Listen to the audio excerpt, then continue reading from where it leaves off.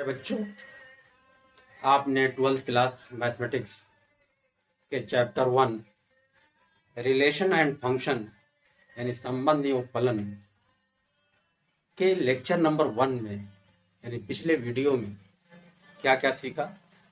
आपने Cartesian product यानी कार्तीय गुणनफल सीखा, ऑर्डर्ड पेयर यानी क्रमित युग्म सीखा और रिलेशन सीखा यानी संबंध सीखा। आज हम संबंध के कितने प्रकार होते हैं इस पर डिस्कशन करेंगे, इस पर चर्चा करते हैं। तो आइए देखते हैं संबंध। तो आपने जो सीखा संबंध जो है, संबंध में दो तरह का संबंध हमने बताया था कि relation from A to B और relation from A to A, यानी R from A to B, इस तरह का आपने देखा था। तो कहा गया था कि आर ए से बी में संबंध तभी होगा जब ए इज सबसेट ऑफ बी। फिर हमने बताया था कोई रिलेशन आर अगर ए से ही ए में हो तो ये संबंध आर तभी होगा जब आर इज सबसेट ऑफ, यहाँ पर R is subset of A cross B और यहाँ R is subset of A cross. तो जो रिलेशन के प्रकार हैं, संबंध के प्रकार हैं, अगर रिलेशन ए से बी में है तो वो दो टाइप्स का है, और रिलेशन अगर ए से ए में है तो रिलेशन ए टू कहते हैं। रिलेशन आर, इसको पढ़ते क्या है, relation R from A to A, तो इस बेसिस पढ़ते हैं क्योंकि यहाँ ऐसे पढ़ा जाता है। Relation R from set A to set B, यानी समुच्चय ए से बी में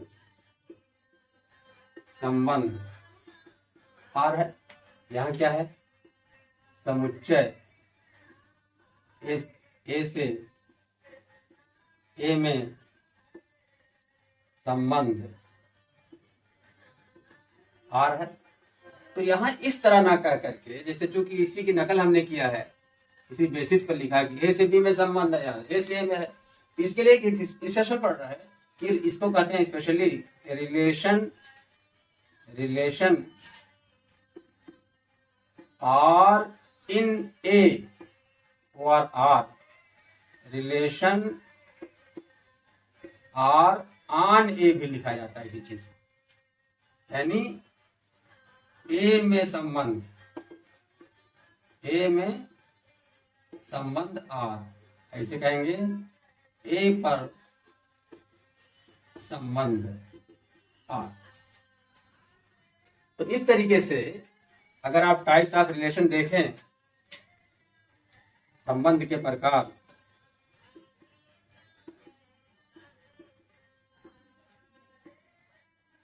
टाइप्स ऑफ रिलेशन, तो इसको हम मेनली दो पार्ट में डिवाइड कर सकते हैं।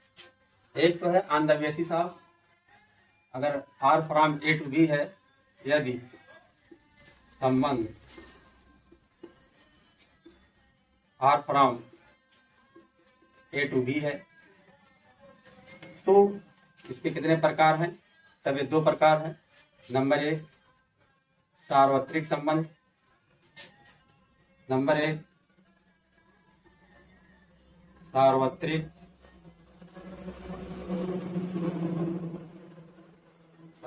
संबंध, यानी universal relation,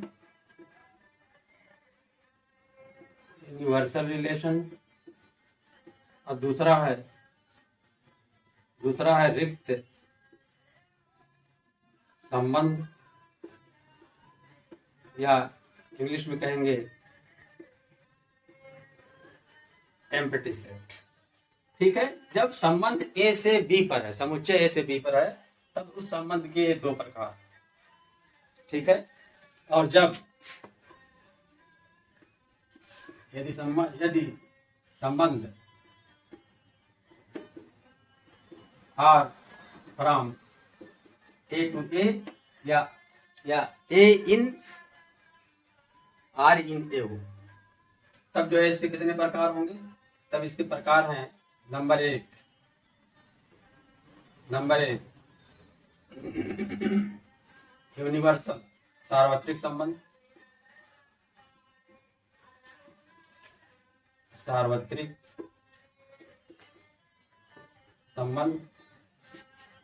universal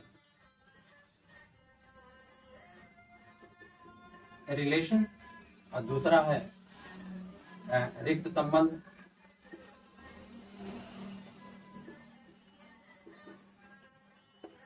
empathy relation, और तीसरा है आइडेंटिटी रिलेशन, तत्समक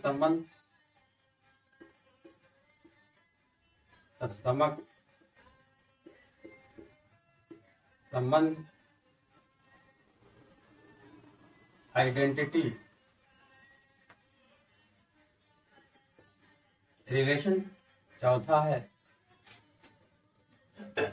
रिफ्लेक्सिव स्वतुल्य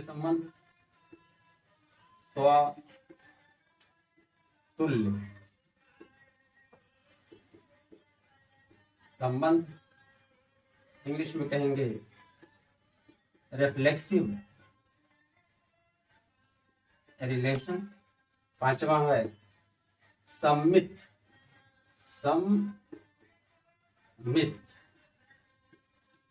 संबंध, यानी सिमेट्रिक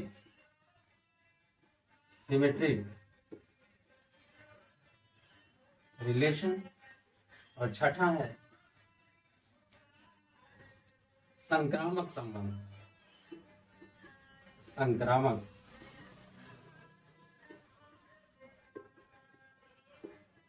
यानी इसे कहते हैं ट्रांजिटिव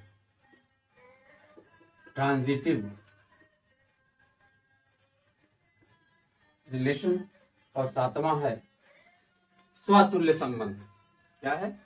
स्वतुल्य संबंध।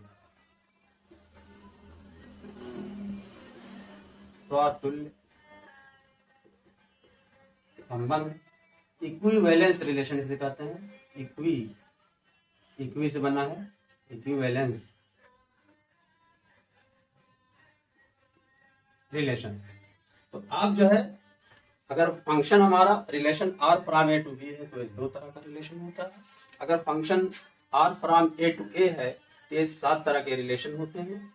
और जब संबंध हमारा आर फ्रॉम ए टू ए होता है तो इसी को हम कहते हैं द्विआधारी भी कहते हैं। इसी को कहते हैं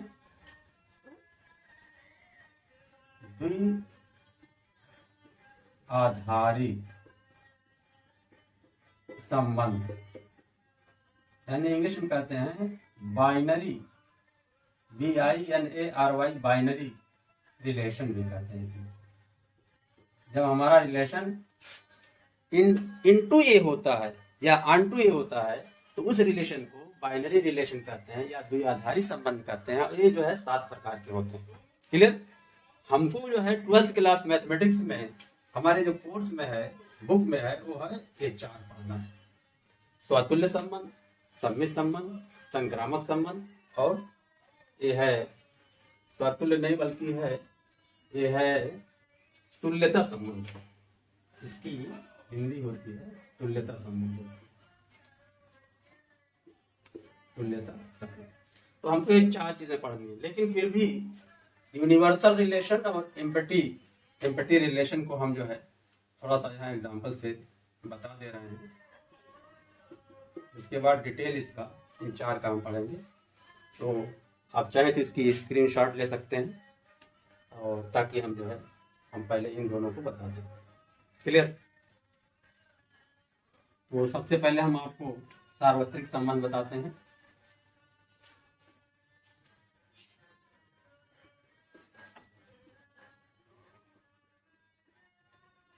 सार्वत्रिक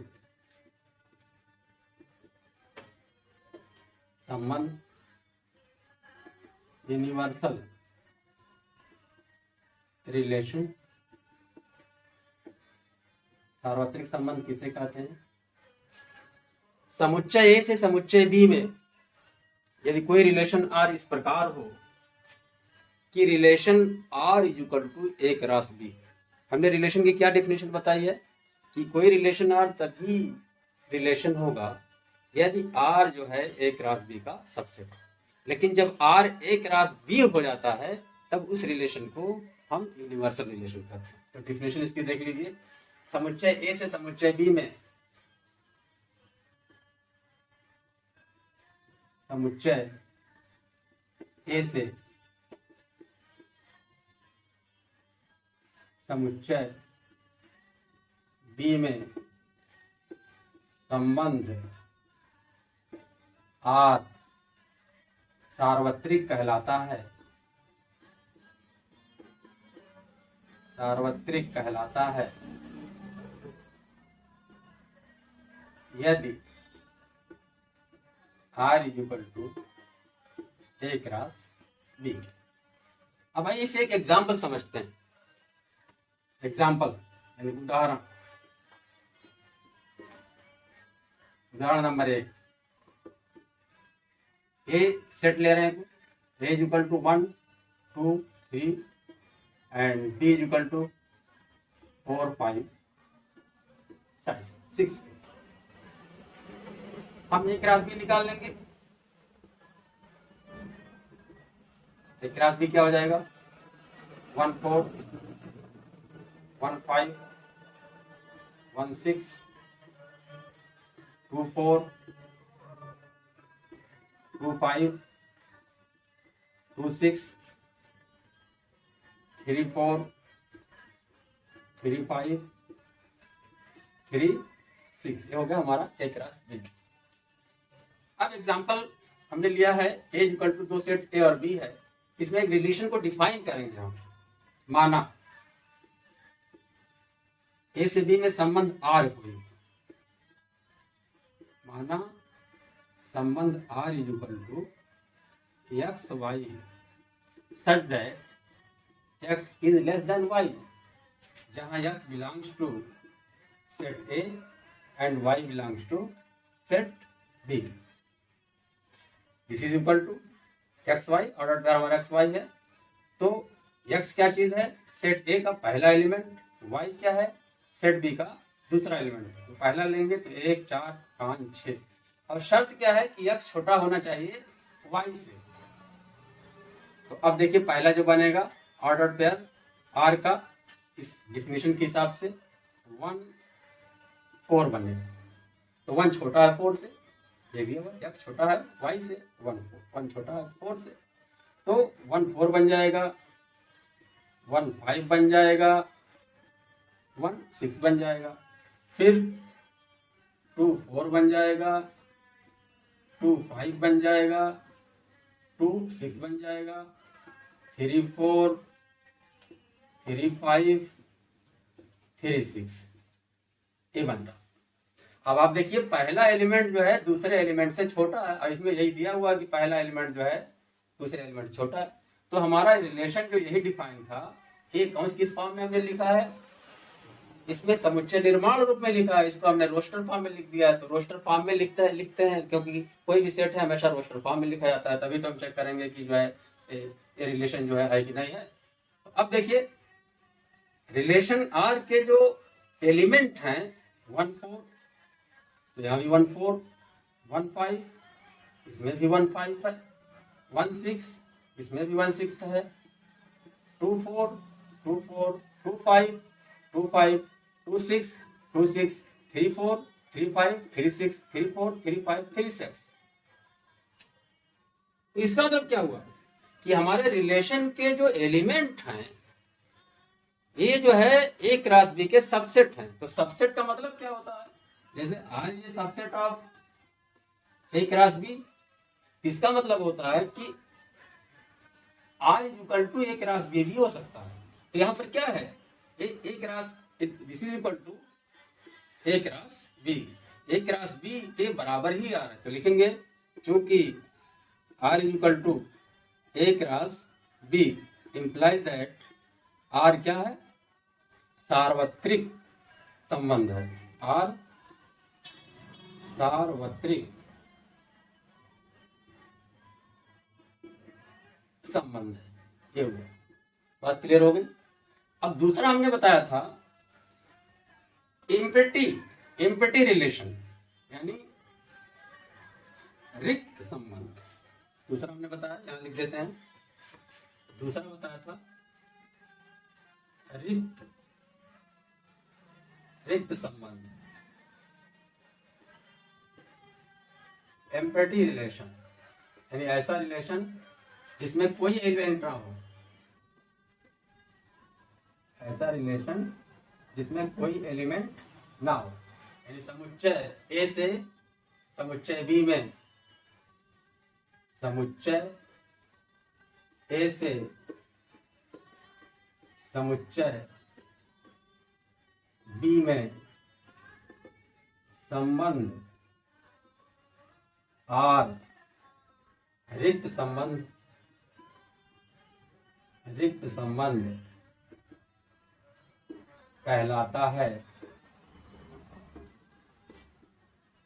यदि, क्या है, यदि इसमें कोई एलिमेंट ना हो, यदि R is equal to no element, कोई एलिमेंट ना हो। देखते हैं एग्जाम्पल यही लेते हैं, तो इसको डिफाइन करते हैं। माना relation R is equal to x Y such that x is greater than Y, जहां x belongs to A and Y belongs to B. तो आप देखिए जरा, कह रहे हैं एक्स वाई, यानी जो रिलेशन के ऑर्डर पेयर हैं, जो एलिमेंट हैं एक्स वाई के फॉर्म में, तो एक्स जो है वाई से हमेशा बड़ा होना चाहिए।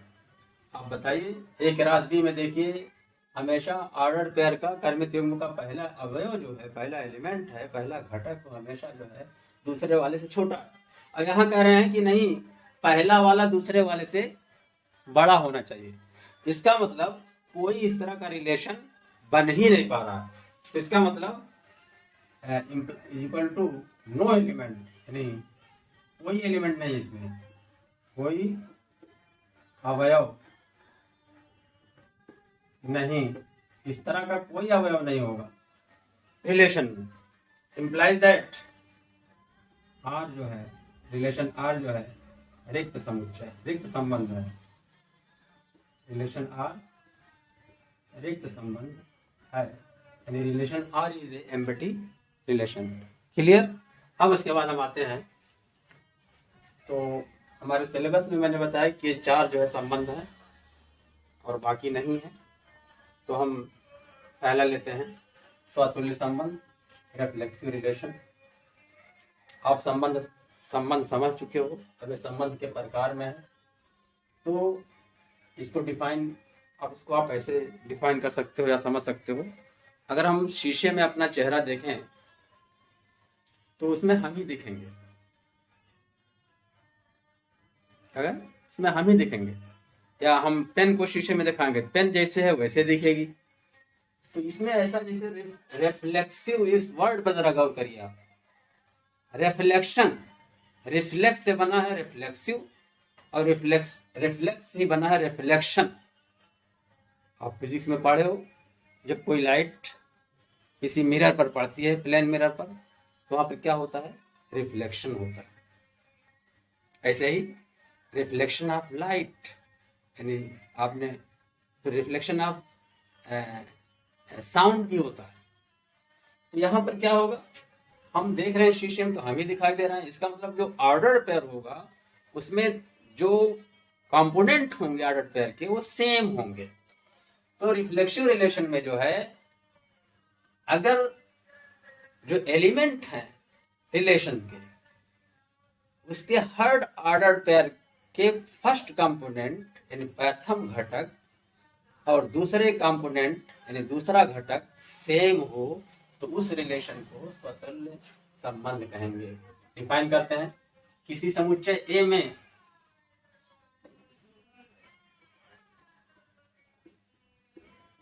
किसी समुच्चय ए में संबंध R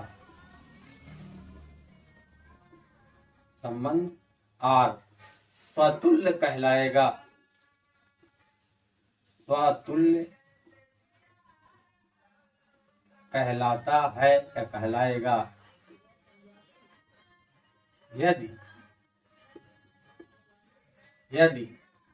A, A belongs to R और all A belong to set A। ये इसकी डिफिनेशन है।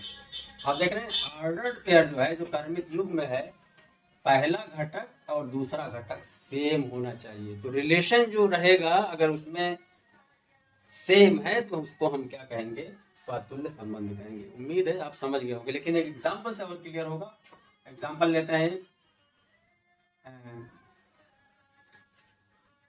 आर फ्रॉम एक सेट लेते हैं। एग्जांपल में A is equal to 1 2 3 R from A to A। ठीक है, तो रिलेशन डिफाइन करते हैं अब हम। रिलेशन माना संबंध R1 है, R1 इज इक्वल टू 1 1 2 2। ये संबंध है, यहाँ संबंध चेक नहीं करना आपको, क्योंकि संबंध के प्रकार लिख रहे हैं हम। यहाँ एग्जाम्पल जो लिखेंगे ऐसा एग्जाम्पल लिखेंगे कि वो संबंध रहेगा, ये संबंध है। हमको ही चेक करना है कि स्वतुल्य संबंध है कि नहीं। तो स्वतुल्य की हमने क्या परिभाषा बताई है कि रिलेशन में जो एलिमेंट है, तो रिलेशन के एलिमेंट क्या है, पहला एलिमेंट 1 1 है, दूसरा एलिमेंट 2 2 है और तीसरा एलिमेंट 3 3 है। तो ए बिलोंग्स टू आर, यानी कर्मित युग्म का जो पहला सदस्य है वही दूसरा सदस्य। तो इसमें तो है, यहाँ 2 है तो यहाँ भी 2 है, 3 है तो 3 है। तो इसलिए क्या होगा, ए स्वतुल्य संबंध होगा। तो क्या कहेंगे, चूंकि ए बिलोंग्स टू R1, इस रिलेशन में ए बिलोंग कर रहा है, यानी 1 1 2 2 3 3 4 5 4 4 अगर मान लिया 4 5 6 होता है इस तरह से, तो इम्प्लाइज दैट R1 जो है एक स्वतुल्य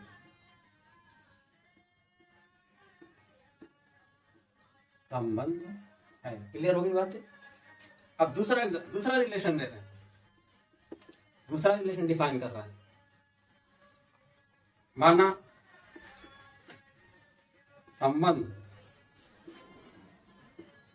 R2 इज इक्वल टू, एक संबंध ले रहे हैं 1 1 2 2 1 1 2 2। हमारा सेट यही है, इसी पर सब हम बता रहे हैं संबंध। तो आप देख रहे हो 1 1 2 2 है, मगर सेट में तो 1 2 3 है, तो इसमें 1 1 2 2 और 3 3 आना चाहिए। इसमें 3 3 नहीं है, तो लिखेंगे चूंकि 3 3 does not belong to relation R2, संबंध R2 में 3 3 नहीं है, तो इम्प्लाइज दैट जब नहीं बिलोंग कर रहा है, अगर एक भी एलिमेंट छूट गया तब जो है वो स्वतुल्य नहीं होगा। इम्प्लाइज दैट R2 स्वतुल्य संबंध नहीं है। एक तीसरा संबंध लेते हैं,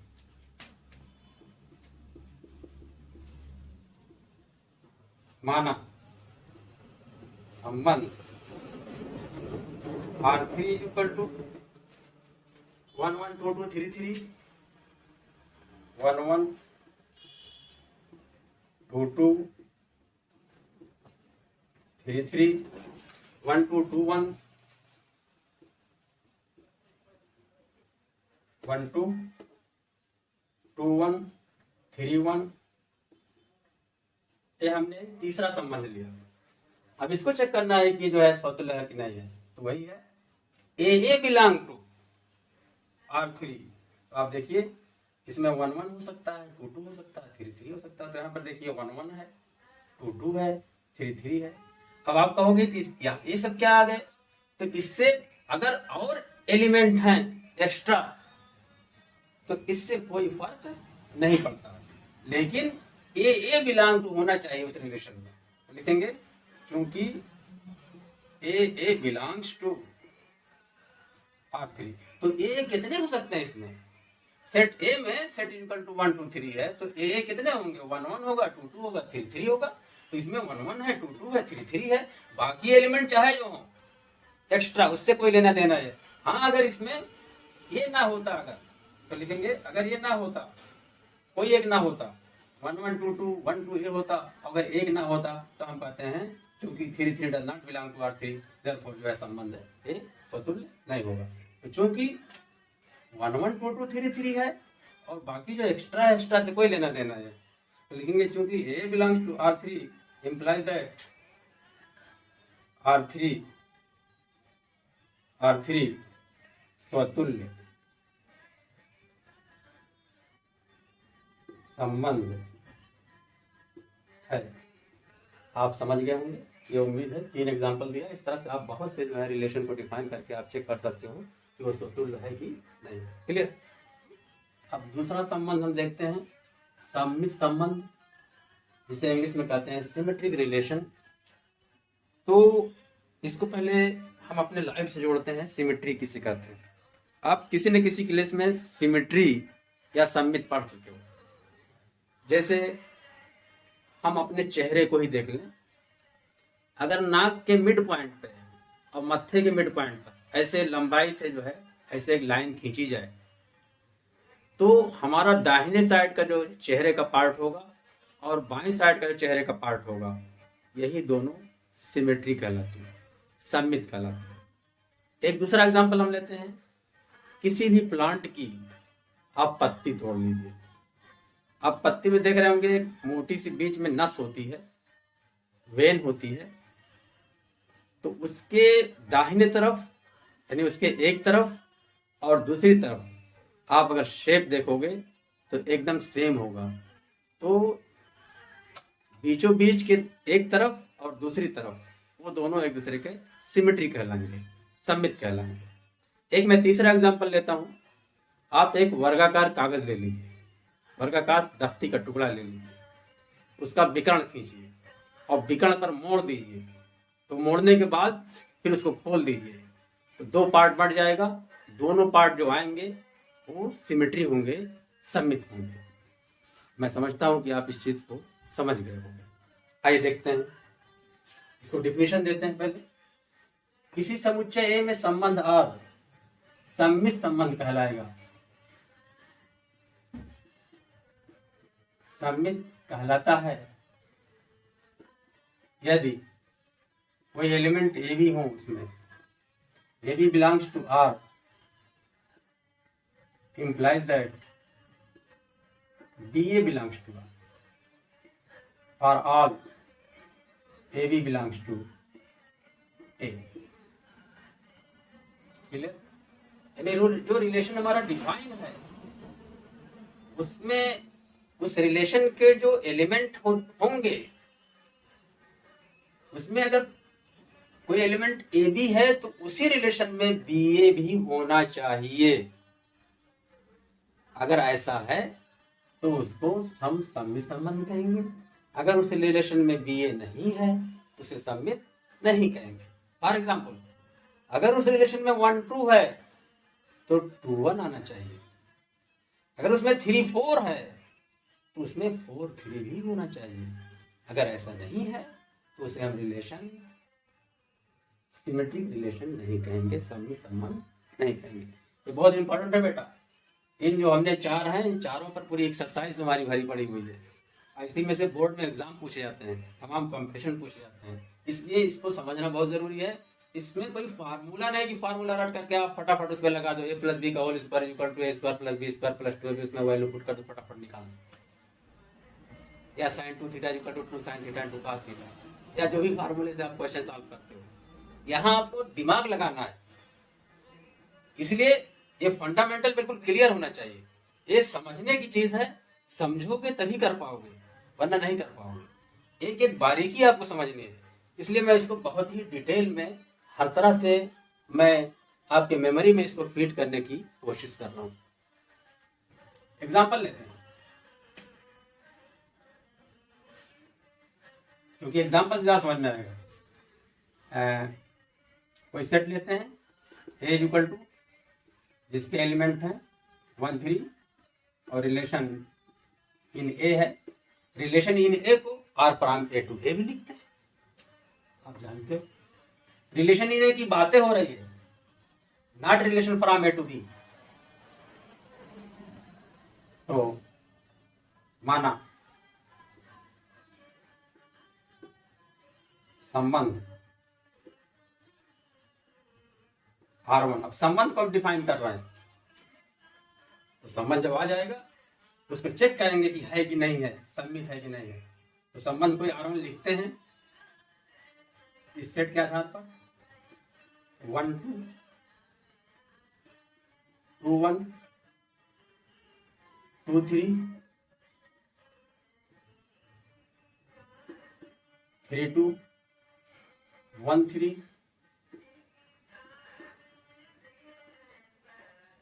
3 1। ये रिलेशन R1 हमने लिखा। अब इसे हमें चेक करना है कि ये रिलेशन तो है, इसको हमें नहीं जानना कि रिलेशन को नहीं चेक करना है, ये चेक करना है रिलेशन किस टाइप का है। यानी सम्मित का हमने एग्जांपल दिया है, तो देखिए सम्मित है कि नहीं है। अब सम्मित के लिए क्या शर्त बताया है, A B belong to R implies that BA belong to R। आप देखिए 1 2 belongs to R1, तो क्या होना चाहिए 2 1 belongs to R1 होना चाहिए, तो 2 1 है, देखिए यहाँ पर 2 1 है।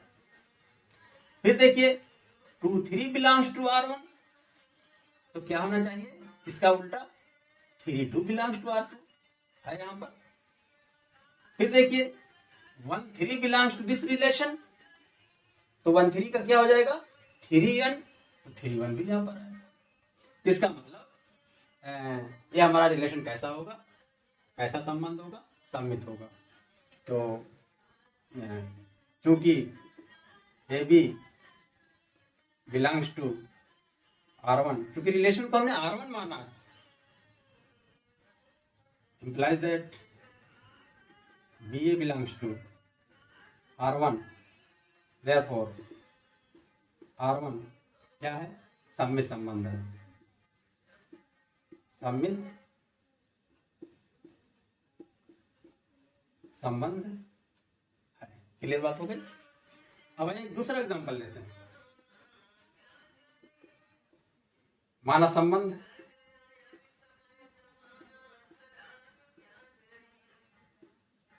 R2 इक्वल टू, R2 ले रहे हैं 1 2 2 3 3 2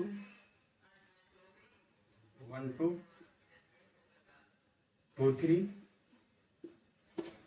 3 2 1 3 3 1। ये रिलेशन हमने एक दूसरा लिया। अब चेक करते हैं कि ये रिलेशन जो है सम्मित है कि नहीं है। तो सम्मित के लिए क्या बताया है कि ए बी बिलोंग्स टू और implies that B A belongs to R. अब पहले चेक करते हैं 1 2 इसमें है, तो 2 1 होना चाहिए। तो क्या 2 1 इसमें है, 2 1 नहीं है, 2 1 इस रिलेशन में नहीं है। फिर चेक करते हैं 2 3 इसमें है, तो 3 2 भी इसमें है, 1 3 इसमें है, तो 3 1 भी इसमें है, लेकिन 2 1 भी होना चाहिए और है नहीं। इसका मतलब क्या है, ये जो है सम्मित रिलेशन तो है मगर सम्मित रिलेशन नहीं है, सम्मित संबंध नहीं है। तो चूंकि 2 1 does not belong to R2 implies that कि R2 जो है सम्मित संबंध नहीं है। हमारे तीसरा एग्जांपल ले लेते हैं R3। क्योंकि एग्जाम्पल ही से हमारा जो है कॉन्सेप्ट क्लियर होगा। माना संबंध R3 इक्वल टू 1 2 2 1 2 3 1 2 2 1 2 3 3 2 कामा 1 3 3 1 कामा 1 3 3 1 कामा 1 1 3 3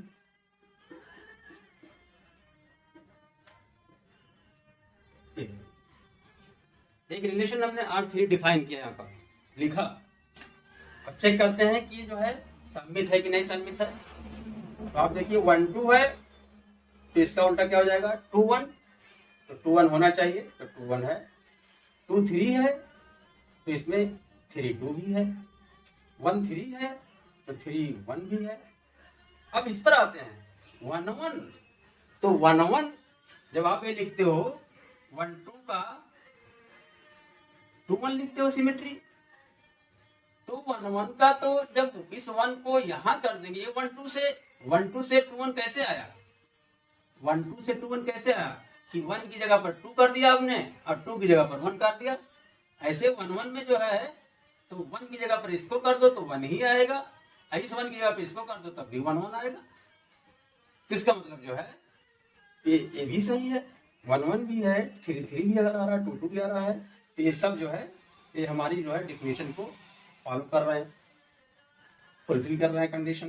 तो चूंकि ये जो है जो हमारी डेफिनेशन है उसके हिसाब से जो है ये हमारा रिलेशन क्या होगा, चूंकि A B belongs to R3 implies that BA belongs to R3, therefore R3 एक क्या है सममित, सममित की बात हो रही है, सममित संबंध। बात क्लियर हो गई? ठीक है, नेक्स्ट देखते हैं। अब आइए हम देखते हैं तीसरी सिमेट्री है हमारी संक्रामक संबंध।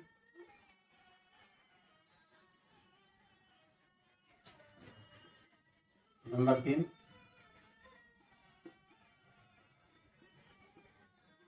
संक्रामक संबंध यानी ट्रांजिटिव सिमेट्री रिलेशन।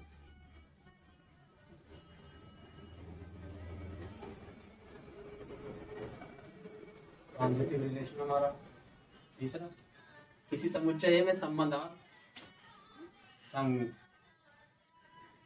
संक्रामक कहलाएगा यदि A B belong to R तथा B C belong to R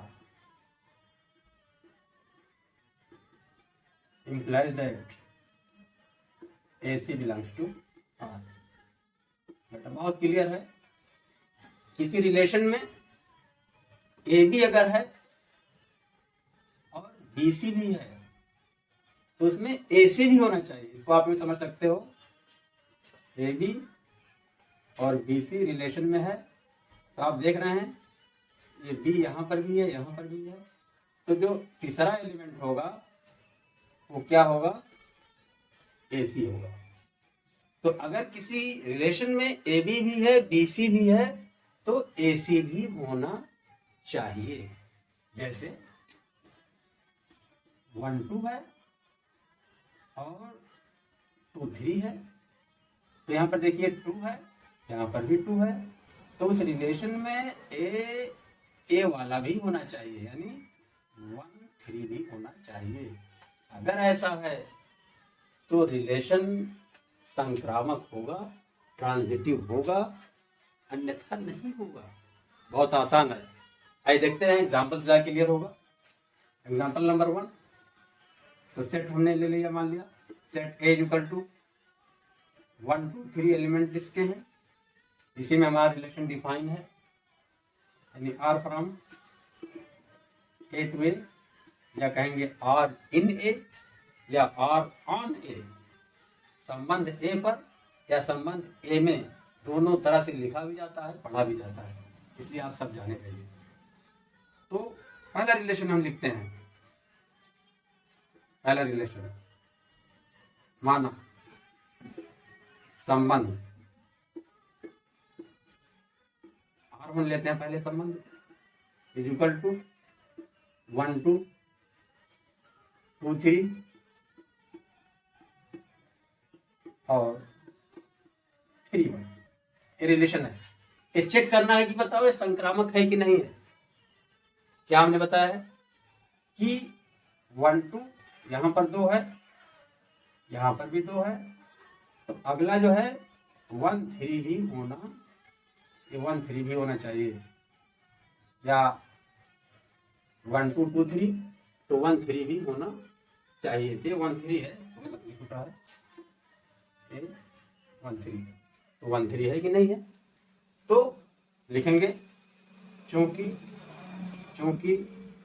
1 2 belongs to R3 R1 तथा 2 3 belongs to R1 implies that 1 3 belongs to R1। ये शर्त पूरी हो रही डेफिनेशन की, इसलिए R1 एक संक्रामक संबंध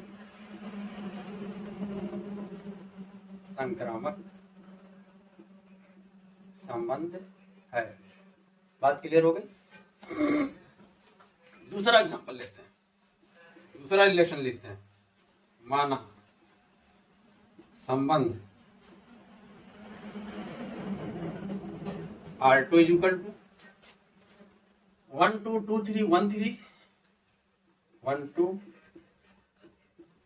2 3 1 3 3 2 2 2 3 2 2 2। ये हमारा रिलेशन हमने डिफाइन किया। इसको चेक करना है कि ये संक्रामक है कि नहीं है। तो अब देखिए 1 2 2 3 इसमें है, हम उसी को चेक करेंगे। 1 2 ये वाला यहाँ है, तो फिर देखेंगे किसमें कहाँ 2 है, तो यहाँ पर है।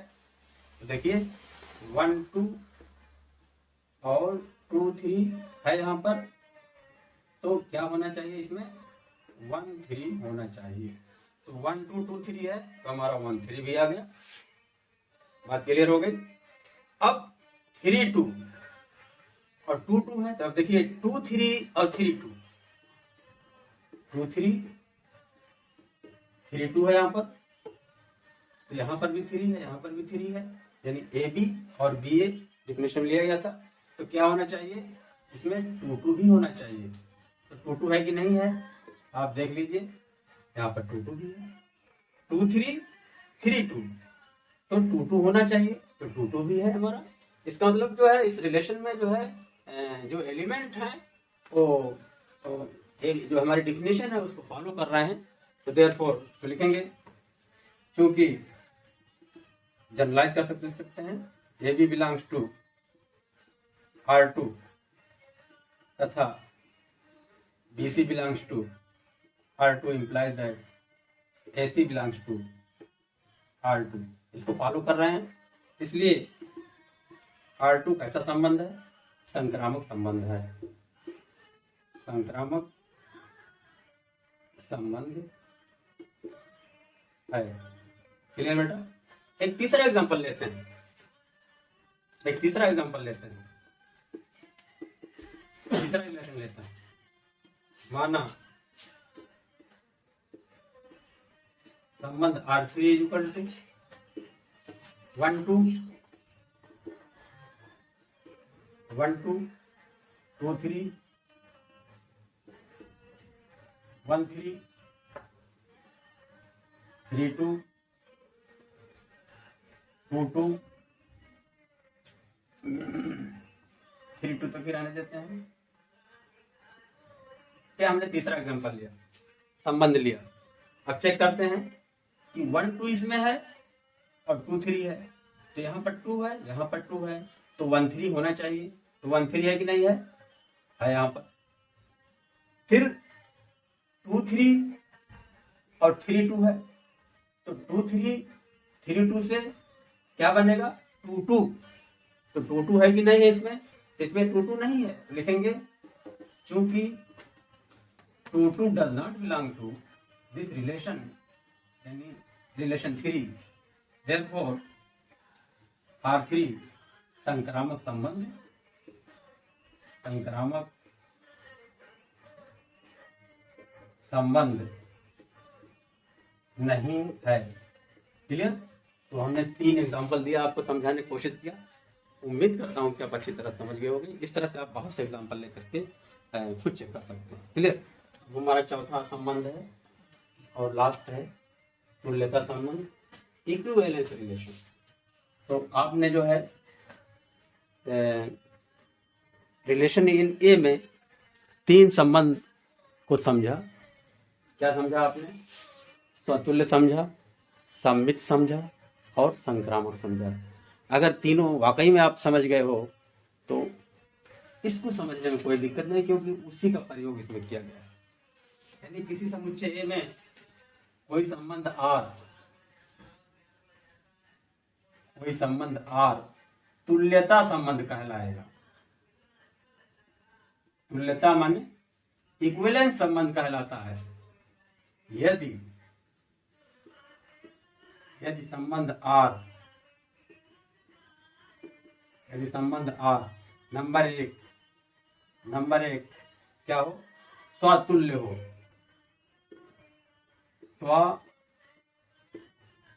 तो हमने बताया किसी समुच्चय में संबंध R तुल्यता कहलाता है यदि संबंध R नंबर 1 स्वतुल्य हो। स्वतुल्य का मतलब क्या होता है? That is A belongs to R और all A belongs to A। Number 2 सममित भी हो। क्या हो? सममित हो। यानी सममित का मतलब क्या होता है? That is AB belongs to R implies that इसमें BA भी होना चाहिए। अब तीसरा है संक्रामक हो, अर्थात that is AB belongs to R तथा BC belongs to R implies that AC belongs to R। ये तीनों चीज शर्तें अगर पूरी हो रही हैं किसी रिलेशन में, तो उस रिलेशन को हम क्या कहेंगे? तुल्यता संबंध कहेंगे या इक्विवेलेंस रिलेशन कहते हैं। आइए एग्जांपल समझते हैं। एग्जांपल, एक रिलेशन ले रहे हैं, माना पहले सेट ले रहे हैं हम 1 2 3 F relation R in A, यानी R A to A ऐसे लिखा जाता है।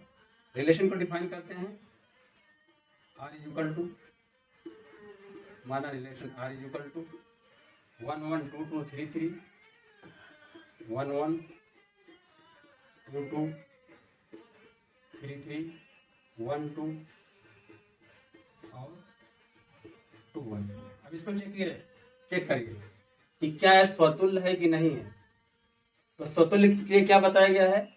A belongs to R, 1 1 belongs to R, 1 1 इसमें है, 2 2 है, 3 3 भी है। और सेट A में 1 2 3 है, तो इसमें जो है इस तरह के एलिमेंट 1 1 2 2 सिर्फ 3 ही होंगे। ऐसा मैंने बताया था कि अगर ये तीनों हैं, इसके अलावा कोई और एलिमेंट है तो उससे कोई फर्क नहीं पड़ता। तो कहने का मतलब ये जो है रिलेशन क्या है, हमारा स्वतुल्य है। पहली शर्त पूरी हो गई। दूसरा क्या होना चाहिए? इसे सममित होना चाहिए। सममित के लिए क्या बताया था कि AB अगर है तो BA होना चाहिए। तो आप देखिए 1 1 का 1 1 ही होगा, 2 2 का 2 2 ही होगा सममित, 3 3 का 3 3 होगा सिमेट्रिक, और 1 2 का 2 1 होगा। तो ये भी हमारा सममित भी लागू हो रहा है, सममित संबंध भी इसमें है। तीसरा है संक्रामक संक्रामक क्या है? A B belongs to R, B C belongs to R, तो A C belongs to R होना चाहिए। आइए देखते हैं, 1 2 बिलोंग्स टू आर और 2 1 बिलोंग्स टू आर। यहाँ 2 है, यहाँ 2 है, तो 1 1 होना चाहिए इसमें, तो 1 1 है यहाँ पर। क्लियर? तो ये हमारा जो है ये शख्स संक्रामक वाली भी प्योरी हो रही है। ऐसे ही ये जब है, इसके अलावा जो एक्स्ट्रा है, एक्स्ट्रा से कोई फर्क हमारे ऊपर नहीं पड़ता है। बात समझ में आ गई? इस तरह से ये रिलेशन जो हमने यहाँ पर दिया, ये स्वतुल्य भी है, सम्मित भी है, संक्रामक भी है। तो लिखेंगे चूंकि यह संबंध स्वतुल्य, कामा सम्मित तथा संक्रामक है, implies that यह संबंध क्या होगा? तुल्यता संबंध कहलाएगा। तुल्यता संबंध होगा। उम्मीद करता हूँ कि आपको सारा कॉन्सेप्ट क्लियर हो गया होगा। इसको आप बहुत ही इत्मीनान के साथ वीडियो को आप देखिए और उस पर गौर कीजिए, मनन कीजिए। जहाँ समझ में आए कमेंट बॉक्स में ज़रूर लिखिए। इसके बाद मैं इस चैप्टर की एक्सरसाइज पहले हम अगले वीडियो में आपको पढ़ाएंगे। क्लियर?